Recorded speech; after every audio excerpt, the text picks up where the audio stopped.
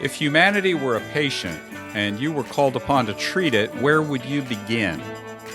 Like a doctor, the Buddha has examined our symptoms, formed a diagnosis, given a prognosis, and prescribed a cure.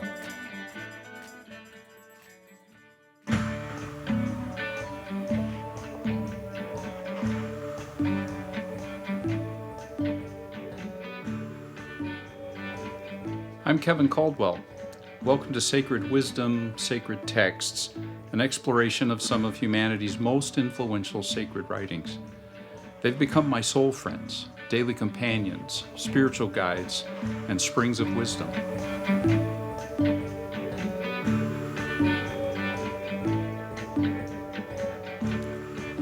Episode 11 ended with an invitation to myself and to anyone listening to be honest with ourselves. In many ways, that phrase alone can serve as a summary of the Buddha's journey, progressive process of increasing attentiveness to ourselves, our bodies, our emotions, our minds. Episode 11 introduced the Buddha and the first sutta, setting in motion the wheel of Dhamma, beginning with the idea of the middle way and the invitation to what is referred to as the houseless life, leaving behind whatever settled ideas and assumptions we may have in order to seek and find true freedom. Now, all of that set the stage for the Dhamma proper, the actual teaching of the Buddha, and the way that he discovered by experience and then taught to others this way. So let's get back to the Buddha's own words, the middle way and the Eightfold Path. And here's what he said. And what, bhikkhus, remember that means monks, is the middle way awakened to by the Tathagata, the way the Buddha refers to himself, which gives rise to vision, which leads to Nibbāna. It's this Noble Eightfold Path, which is right view, right intention, right speech, right action, right livelihood, right effort, right mindfulness, and right concentration. This, bhikkhus, is that middle way awakened to by the Tathagata, which gives rise to vision, which gives rise to knowledge, which leads to peace, to direct knowledge, to enlightenment, to Nibbāna. Now, before we begin to examine this Eightfold Path in detail, some orientation might help. First, this isn't a path in the sense of being a series of steps to be followed in a specific sequential order. The 8 ingredients are more like a mosaic than a line. They describe a whole pattern of life and practice, and they overlap with and relate to one another. This applies, for example, to the relationship of the Eightfold Path and the 4 Noble Truths, which he has yet to mention, but which will soon follow, and which I assume many of my listeners will have heard about to some degree. As we'll see in this episode, the first of the 8 elements, right view, consists, actually, of the 4 Noble Truths. And it so happens that the 4th of those 4 Noble Truths consists of the Eightfold Path. The path begins with the 4 truths. The 4 truths end with the path. The teaching of the Buddha is an integrated whole. Everything connects with everything else. A second point that I want to make here by way of orientation is that the Buddha equates the middle way with the Eightfold Path. They are one and the same thing. So it's not simply, the middle way is not simply a balance between 2 extremes related to austerity and pleasure, though that is one dimension of the middle way as we saw in the last episode. The phrase middle way functions as a way to refer to the entire path of the Buddha. It's the middle way that he says leads to Nibbāna or nirvana, a term I defined in episode 11, and to which we will return again in episode 13 in more detail. In some contemporary presentations of Buddhist teaching, you might hear mention of his thought being non-dual. In other words, that the Buddha's approach is more of a both and than an either or. That is a major feature of the middle way, especially in depicting his approach to navigating some of the complicated philosophical questions of the day and age in which he lived. And I'll try to be pointing out some of those examples as we proceed. In this sutta, the Buddha doesn't explain in detail each of the 8 elements of the Eightfold Path. He'll only go into any detail relative to what they are when he talks about the very first of those 8, right view. However, because they're also crucial, I do plan in future episodes to go into detail one by one with each of the 8, drawing from other teachings of the Buddha, obviously, to do so, where he explains them more fully. But for now, let's continue where he continued, which was with right view and the 4 noble truths. Right after laying out the Eightfold Path in an outlined form, he continues with a more concrete and complete description of the first of these 8 elements. As I said, right view, which we've already noted consists of 4 elements, the 4 noble truths. Here's how he put it. Now this, bhikkhus, is the noble truth of suffering. Birth is suffering. Aging is suffering. Illness is suffering. Death is suffering. Union with what is displeasing is suffering. Separation from what is pleasing is suffering. Not to get what one wants is suffering. And in brief, the 5 aggregates subject to clinging are suffering. And this, bhikkhus, is the noble truth of the origin of suffering. It is this craving which leads to renewed existence, accompanied by delight and lust, seeking delight here and there. That is, craving for sensual pleasures, craving for existence, and craving for extermination. Now this, bhikkhus, is the noble truth of the cessation of suffering. It is the remainderless fading away and cessation of that same craving, the giving up and relinquishing of it, freedom from it, and non-reliance on it. And this, bhikkhus, is the noble truth of the way leading to the cessation of suffering. It is this Noble Eightfold Path, that is, right view, right resolve, right speech, right action, right livelihood, right effort, right mindfulness, right concentration. One of the unique aspects that I find in the Buddha's teaching is that everything begins from the fact that something's wrong.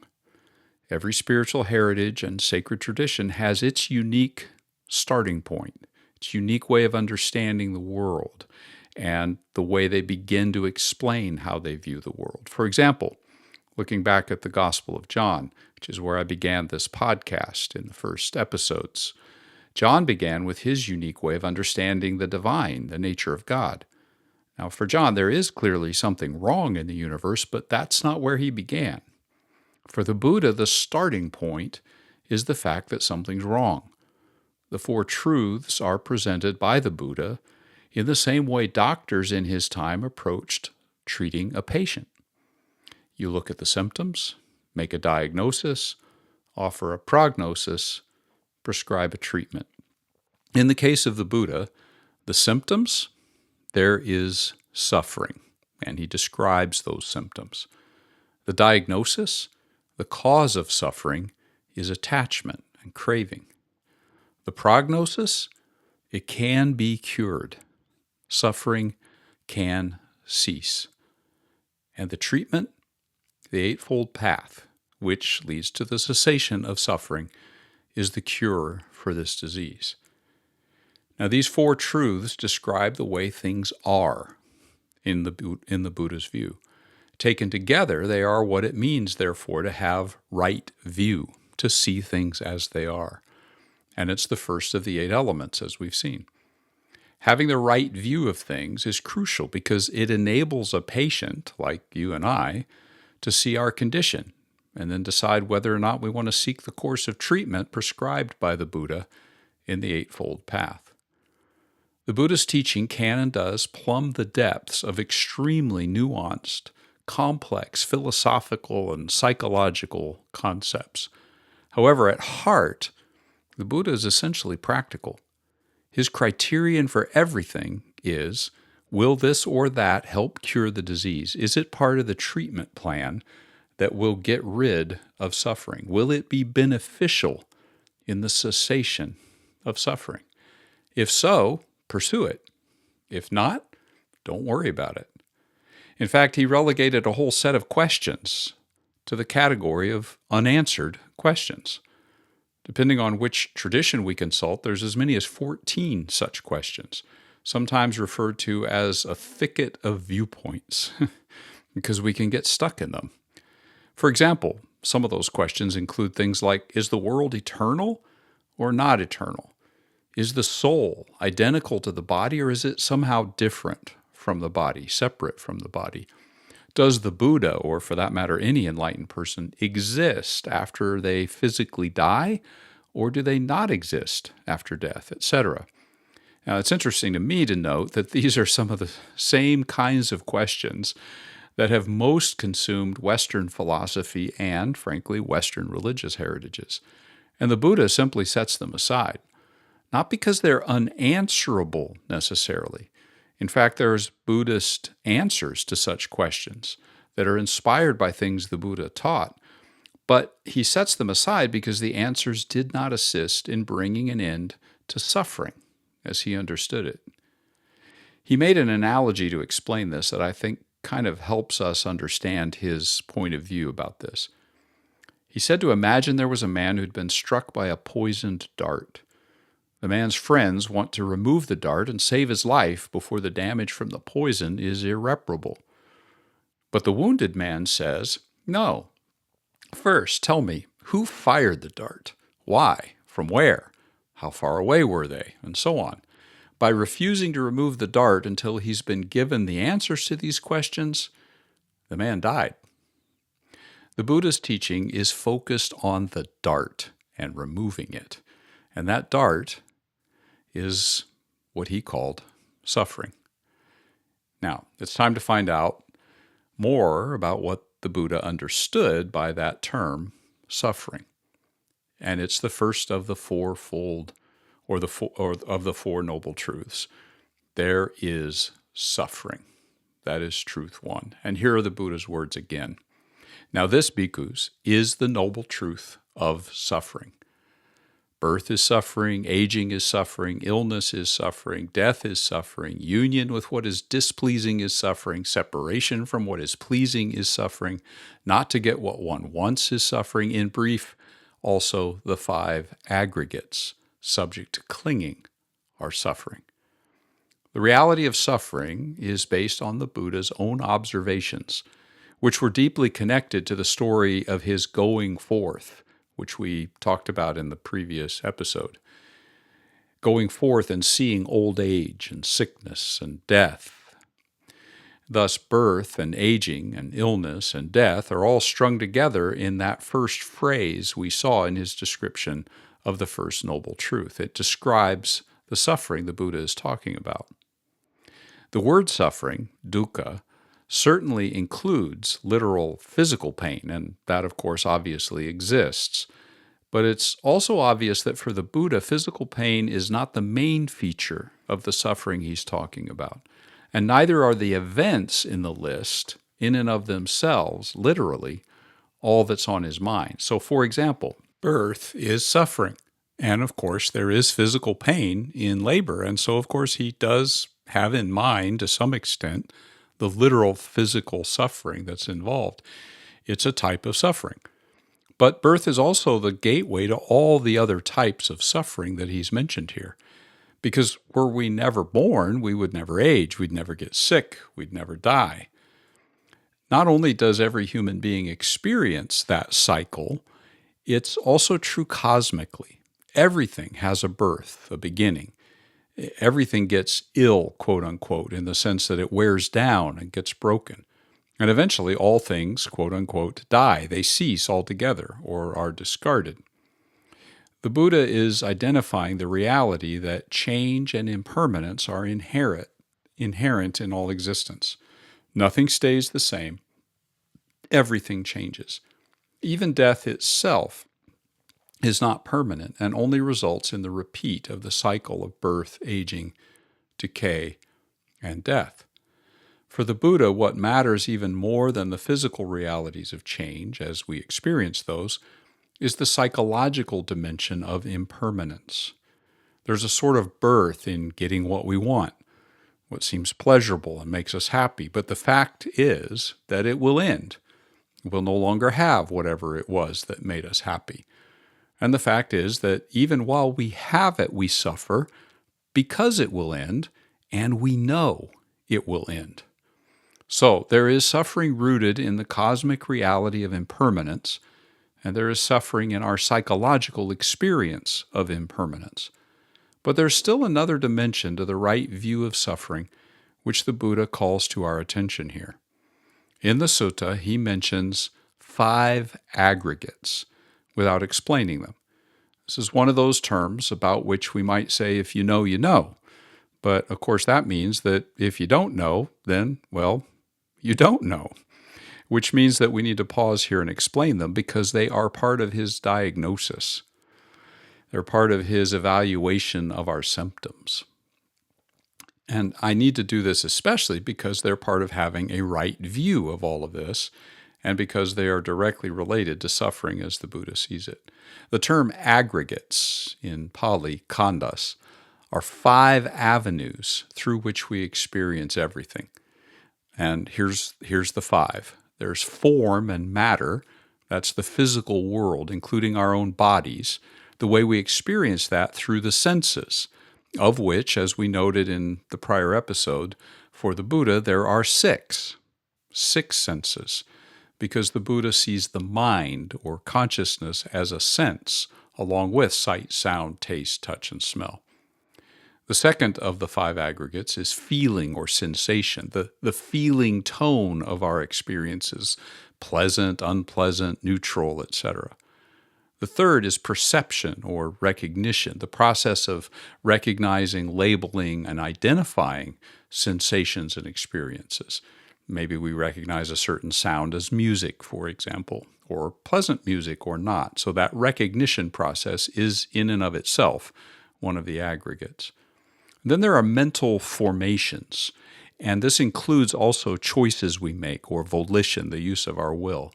So there's sort of what we might call narratives or habits, emotions, intentions that arise from and cause us to react to our experiences. And then there's consciousness itself, the 5th of the 5. This refers to our awareness of objects and experiences and feelings and perceptions and formations, and it also refers to awareness itself, even including the awareness of being aware. These 5 aggregates are the 5 arenas of our experience of everything. They are aggregates because they don't exist on their own as purely objective, isolated things, although that's generally the assumption we make. They're made up of parts. They are literally aggregated combinations of things, not just things in and of themselves. Here's a simple example of how the 5 aggregates might combine. So, first of the 5, this chair that I'm sitting in is a thing. It's a form. It's part of matter, and I feel it physically, but for aggregate number 2, I also feel whether it's comfortable or not. This is the aggregate of feeling. At which point, 3, I'm also beginning to label and identify my sensations of this chair. This is perception and recognition. And I do so based upon 4, past ideas and memories and interpretations of sitting and of chairs, as my own as well as what others have taught me to expect from such experience. And this aggregate, which is mental formation and perception, includes a volitional use of the will dimension as well. Because, for example, what this experience might lead me to decide to do is part of my experience. Like I might change chairs, or I might shift my body, or I might just sink deeper into the experience of enjoying this particular chair. So all of that forms some of the 4th of the aggregates, mental formations, decisions we might make. And all 4 of those are already, of course, presuming and requiring a form of awareness, which takes us to the 5th of the aggregates. The awareness of objects and experiences and feelings and perceptions and formations involves something that we might refer to as awareness itself, and to the awareness of being aware. But all of this for the Buddha is an illusion if we see it all as each in and of themselves separate, isolated things that exist apart from one another. No, they are aggregated. And it's one of the symptoms of our disease. It's an aspect of suffering. Without experiencing enlightenment, without what the Buddha calls awakening, these five create the illusion of an objective reality in which we assume that things and people and thoughts and perceptions and decisions and our awareness of all these things exist apart from each other and apart from our experiences of them, experiences which we assume we have as if we too are objective, isolated things ourselves, or isolated things as selves. This is a way of seeing things that is likely new and unfamiliar to many of us, and the language is new and unfamiliar. As a friend of mine likes to say, if you aren't confused, you haven't been listening. It's not the first time we'll experience that with the Buddha, but the effort to understand, in my experience, pays off. As confusing as it may be to us because of being unfamiliar, it's also in one way quite simple. The Buddha's main point is that having a right view includes seeing the reality of suffering in all of its layers. And the right view of suffering includes seeing two major things as we've been unpacking it. First, the suffering we experience when we allow ourselves to see with a right view the endless cycle of birth and death, health and sickness, pleasure and pain, happiness and loss, that is woven into the very fabric of everything. Every moment is a miniature version of that cycle if we're fully aware and paying attention.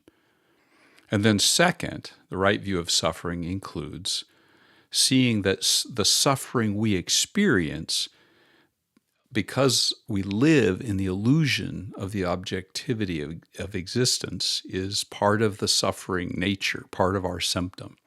We delude ourselves with the idea that things and people and we ourselves exist apart from these aggregated things, the composite experiences that make up what we call life.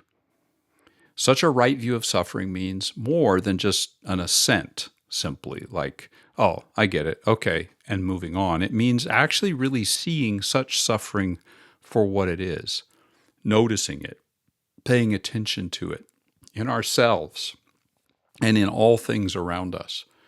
That's the first step in attaining a right view, and it's the beginning point of everything for the Buddha. There is suffering with all the layers that we've been talking about. That brings us into the second of the Four Noble Truths, the second aspect of right view, the cause of suffering. So far, the Buddha has described the symptoms. We don't yet know what the illness is. What's the cause of the symptoms? Why are we suffering? Why are these symptoms here? That brings us to this noble truth. And let's first hear it again in the Buddha's own words. Now this, bhikkhus, is the noble truth of the origin of suffering. It is this craving which leads to renewed existence, accompanied by delight and lust, seeking delight here and there. That is, craving for sensual pleasures, craving for existence, craving for extermination. The reason they're suffering is not only because of cosmic universal impermanence, an endless chain of beginning and ending, only to start all over again. It's not just because of the illusion of separate existence and objective thingness, quote unquote. The reason that the endless loop of our experience is suffering is because of what the translation I'm using calls craving. Literally, the word is thirst. And to explain it, Buddhist literature runs out of words to describe what the Buddha was getting at. Desire, attachment, addiction, a ceaseless dissatisfaction, a gnawing hunger for more, and so on. I'll give attention to two of the phrases in the section we just read. There is an outcome or result of craving, which is what we see when the Buddha talked about craving that leads to renewed existence. And there are objects of craving, as when the Buddha said that we crave for sensual pleasures, existence, and extermination. All right, first, the outcome of craving, renewed existence. And for me, this raises two related questions. How does craving lead to renewed existence? And how can renewed existence be considered suffering? I mean, doesn't everyone want to exist? So, how is it that craving leads to renewed existence? In Buddhism, craving is the fuel that perpetuates the cycle of rebirth. And that fuel has a psychological and an experiential aspect. Craving is something we feel. But attachment is also just the way things are, whether we feel a sense of craving or not. So that's the psychological experiential aspect. Craving is something we feel. But attachment is also just the way things are. That's more of an existential aspect, if you will, or even an ontological one. It's the way things are. Our day-to-day existence consists of mental, sensory, and psychological processes that are all wrapped up in the aggregates we referred to earlier. According to the Buddha, what we think of as ourselves, our consciousness, depends on and arises from the things and experiences that our various senses encounter. And in other teachings of the Buddha, this is referred to as dependent arising, things that arise in our experience depending on other things. Craving and attachment's like a magnetic force that attaches our consciousness to this string of dependent arisings, to an unending series of new mental formulations, and thus to the aggregates, which are not real in the way we think we are, as we've pointed out above. These formulations are rooted in all six senses. Again, the five physical senses we're familiar with, and the sixth, which for the Buddha is the sense associated with the mind. And by attaching ourselves through craving, we end up stuck in a never-ending loop of arising and passing away. That's the link between craving or attachment and renewed existence. It is that never-ending cycle, which means that every new experience, we can say every birth, every new formulation will devolve eventually to the ending or death of those experiences and formulations, and then yet again to another birth of new experiences, and so on, over and over and over. That's the cycle of suffering the Buddha discovered a way to end. Now, I want to take up the second part of the question about the outcome of craving, which is this renewed existence. Why wouldn't we want that? If that's the outcome, why don't we want it? Well, sometimes there's a question behind that question, a question something like, well, if I continue to exist and evolve and improve, then why wouldn't I want to experience birth again after death and thus continue to exist? If I'm getting better and better, why don't I want to continue to exist? And if my craving leads to continued existence, then is the Buddha right on all this? Well, as we explained in episode 11, the Buddha's ultimate aim is actually Nibbāna or nirvana, the state of perfect freedom, unbound and unfettered by the aggregates and our deluded way of assuming that experiences and things and mental formulations are real in their essence, real in the way that we experience them, not as the arising that occurs in dependence upon other things and experiences and mental formulations. This Nibbāna nirvana is supreme peace, free from the otherwise endless loop and the suffering inherent in it. And so while we might ask why we wouldn't want to continue existing in that loop, the Buddha asks, well, why would you want to continue in that loop in which you will continue to suffer again and again and again? So craving and continued existence are, for the Buddha, all bound up together. And they're all bound up together with suffering. Well, next, let's look at the objects of that craving, which leads to suffering, causes suffering. The objects of craving are, as he defines them here and lists them here, are pleasure, existence, and extermination. Three main objects. The first two objects of attachment that the Buddha mentions are probably the most obvious and likely the most attractive, frankly, to most of us. I mean, what may be more difficult to fathom, though, is this third one that he mentions. Why would anybody crave what he called extermination?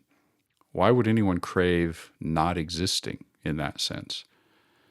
But let's take the first two in order. First, the craving for pleasure.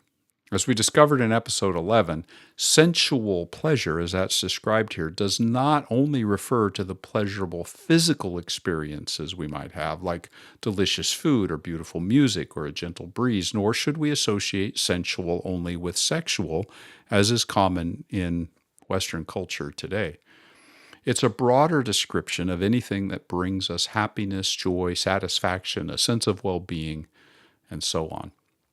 We've already noted that the craving for these things causes suffering by keeping us stuck in the loop of wanting more, wanting to repeat the experience even though we know it will pass again, and then we'll want it again.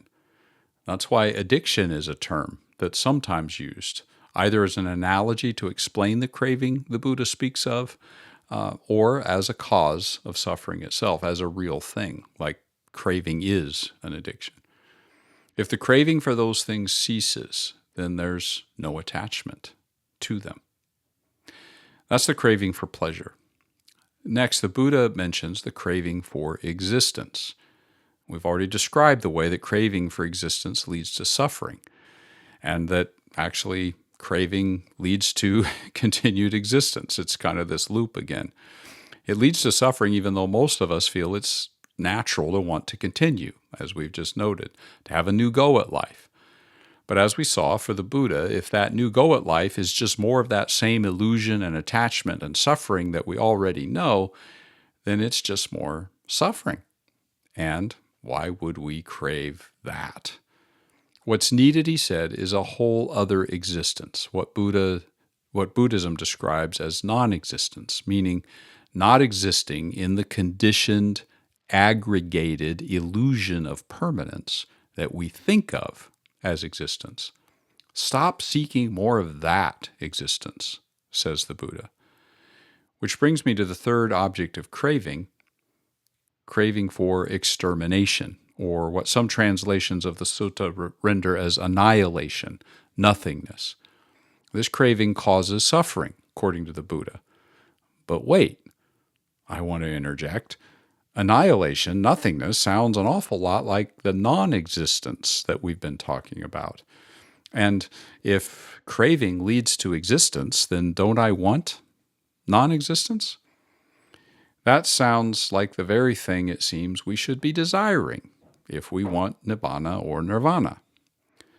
This is one place where we get a glimpse into the nuances of the Buddha's way of seeing things. It's, as we will see, an example of the middle way, an example of the Buddha saying yes and no, both and, to this whole question of existence and non-existence, and to ways that others of his time understood these things. We've been focused so far on truth 1, there is suffering, and then truth 2, craving is the cause of suffering.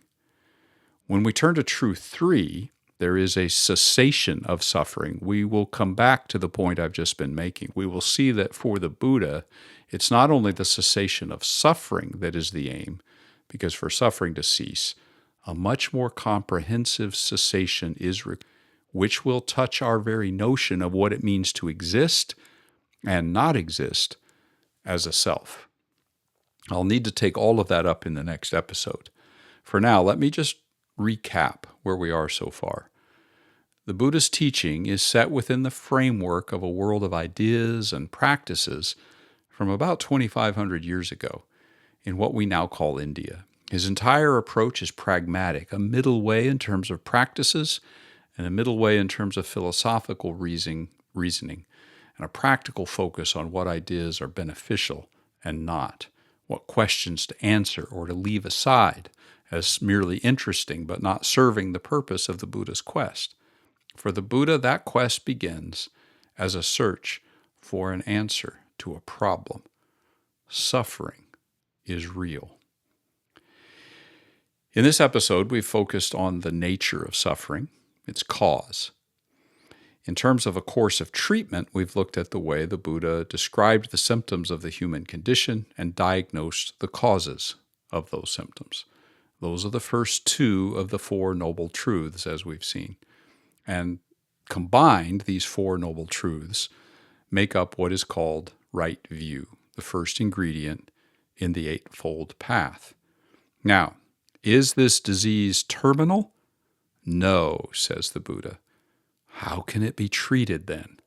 Those questions take us to the third and fourth of the Noble Truths, and that takes us to the next episode.